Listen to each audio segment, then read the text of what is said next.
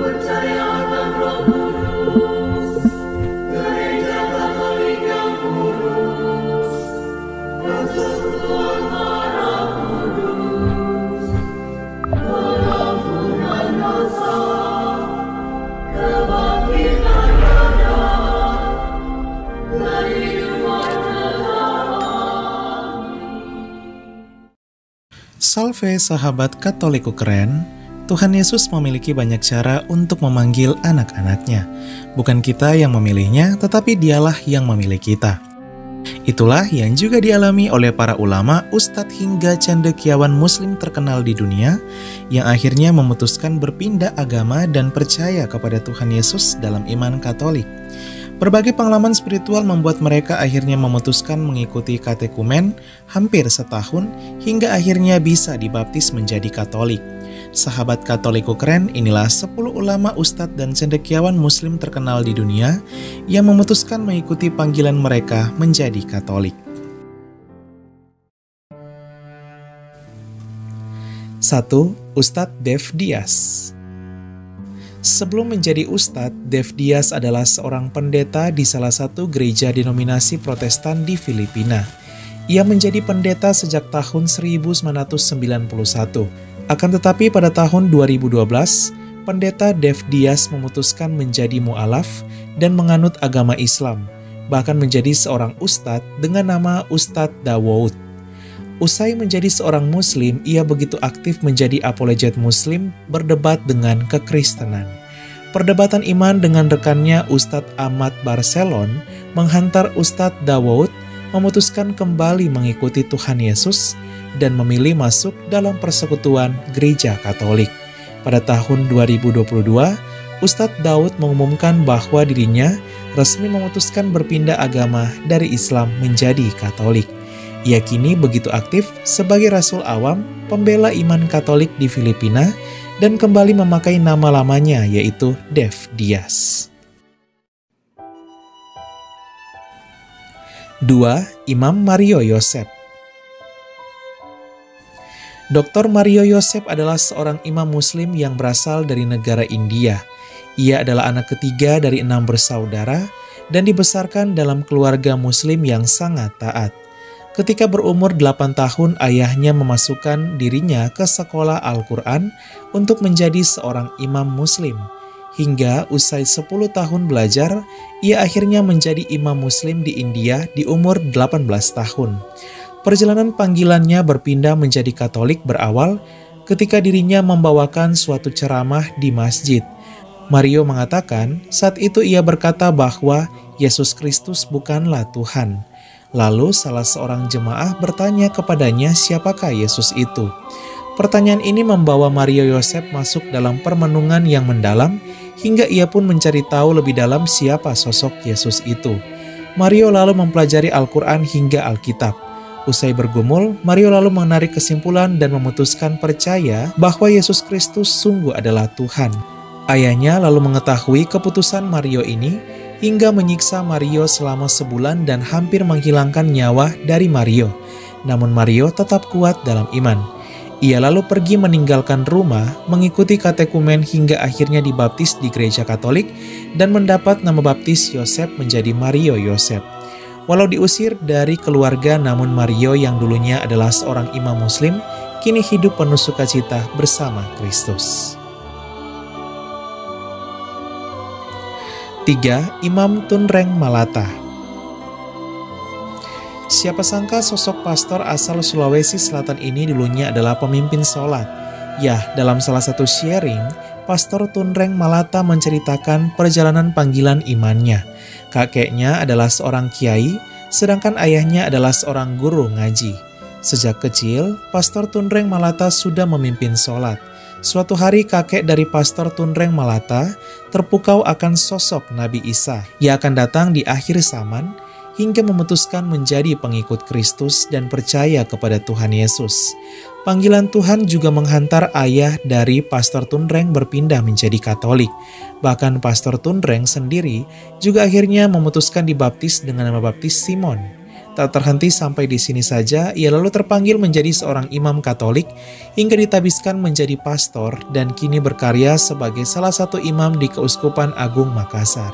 Dari pemimpin sholat di masa kecil dan kini memimpin misa atau mempersembahkan perayaan Ekaristi bagi umat.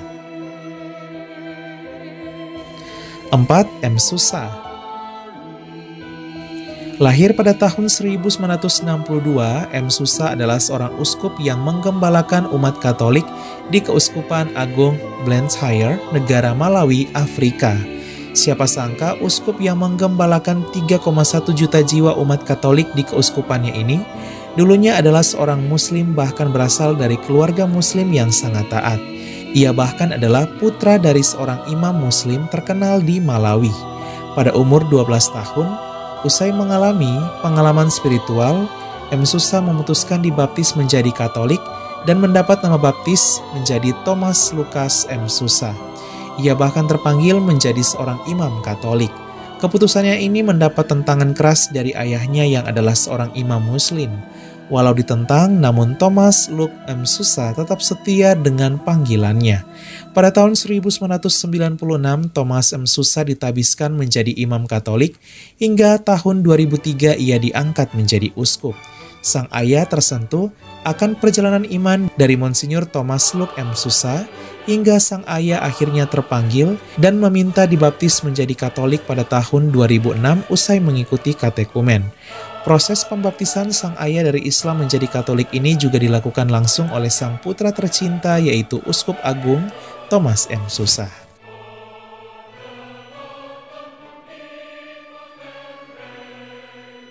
5. Daniel Ali. Daniel Ali adalah seorang cendekiawan muslim yang terkenal dari negara Irak. Ia dibesarkan dalam keluarga muslim Kurdi di Irak bagian utara, lalu pindah ke Amerika Serikat untuk studi. Di Amerika Serikat, Daniel Ali lalu menikah beda agama dengan seorang wanita Protestan Amerika.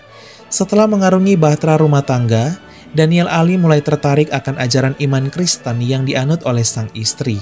Ia lalu mempelajari iman Kristen dan juga mempelajari sejarah gereja, hingga Daniel Ali menemukan bukti kebenaran akan Tuhan Yesus dan juga gereja Katolik.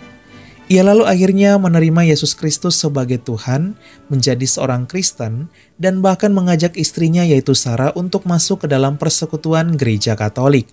Usai mengikuti katekumen bersama sang istri, Daniel Ali yang dulunya adalah Muslim lalu dibaptis, dan istrinya yang dulunya adalah Protestan lalu diterima ke dalam gereja Katolik pada tahun 1998.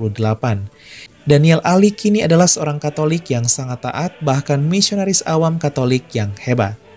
Dan sudah begitu banyak karya tulisan yang telah ia rilis. 6. Yakob Imam. Yakob Imam merupakan seorang cendekiawan muslim terkenal dan doktoral dari Universitas Oxford, Inggris. Sejak kecil, Yakob Imam dibesarkan sebagai seorang muslim oleh ayahnya yang berasal dari Palestina, sedangkan ibunya adalah seorang Protestan Amerika Serikat. Perjalanan panggilan Yakob Imam menjadi pengikut Kristus ketika dirinya menemukan jawaban yang selama ini ia cari tentang keberdosaan manusia. Ia pun menemukan di dalam ajaran kekristenan apa yang selama ini ia cari, yaitu sosok Allah yang Maha Rahim dan penuh kasih. Yakob Imam lalu membaca tradisi dan sejarah gereja, hingga ia menemukan bahwa gereja Katolik adalah tempat yang tepat baginya untuk mengikuti Tuhan Yesus, karena merupakan gereja asli yang didirikan langsung oleh Tuhan Yesus 2000 tahun yang lalu, dan memiliki garis suksesi apostolik kepemimpinan yang tak terputus, mulai dari Rasul Petrus yang adalah paus pertama. Ia lalu mengikuti katekumen atau pelajaran agama Katolik selama hampir setahun, hingga dibaptis dan resmi berpindah dari Islam menjadi Katolik. Usai menjadi Katolik, Yakob Imam bertumbuh menjadi orang Katolik yang taat. Ia bahkan mendirikan sebuah komunitas di Universitas Oxford untuk mempromosikan ajaran sosial gereja Katolik di universitas. 7. Haji Muhammad bin Abdel Jalil. Muhammad bin Abdel Jalil adalah seorang haji dan cendekiawan muslim terkenal asal negara Maroko, Afrika Utara di abad 20. Lahir pada tahun 1904, Ia adalah lulusan dari Universitas Al-Qarawin, Maroko, dan mempelajari ilmu Al-Quran. Muhammad bin Abdul Jalil lalu pergi berziarah ke Mekah bersama kedua orang tuanya. Pada umur 18 tahun, ia terpanggil menjadi Katolik usai melihat kehidupan para biarawan Fransiskan di Rabat, ibu kota negara Maroko. Pada umur 24 tahun, Haji Muhammad Abdul Jalil akhirnya dibaptis menjadi Katolik dengan nama baptis Jean, walau Maroko kala itu melarang keras perpindahan agama. Pada 1929, hanya 1 tahun setelah dibaptis, Jean Muhammad lalu memutuskan mengikuti panggilannya untuk menjadi seorang imam Katolik di Ordo Fransiskan. Pada tahun 1935, ia akhirnya ditabiskan menjadi imam. Sejumlah karya tulisan dari Pastor Jean Muhammad telah diterbitkan, terlebih perjalanan panggilannya dari Islam menjadi seorang Katolik. Pada 1979, ia menutup usia masuk dalam kehidupan abadi di surga. 8. Ulama Mollazadeh Mehmet Ali. Mollazadeh Ali adalah seorang ulama dan profesor Islam terkenal asal negara Turki di abad 19-20. Ia lahir di masa kekuasaan Kekaisaran Ottoman. Di masa muda, ia adalah seorang muslim yang sangat taat, hingga panggilannya menjadi Katolik bermula ketika perjumpaannya dengan seorang filsuf Prancis yaitu Maurice Blondel, dan ia tertarik akan ilmu filsafat. Ia lalu memutuskan percaya kepada Tuhan Yesus dan memberi diri dibaptis pada 1905 dengan nama baptis Paul atau Paulus. Usai dibaptis, ia memakai nama baru Paul Mula. Paul Mula lalu terpanggil menjadi imam Katolik hingga akhirnya ditabiskan pada 1913 dan bahkan menjadi imam asli Turki. Pastor Paul Mula lalu menjadi penasehat bagi sejumlah paus, khususnya tentang dialog antara agama Katolik dan agama Islam. Pada 1959, ia menutup usia masuk dalam kehidupan abadi di surga. 9. Haji Muhammad El-Atas.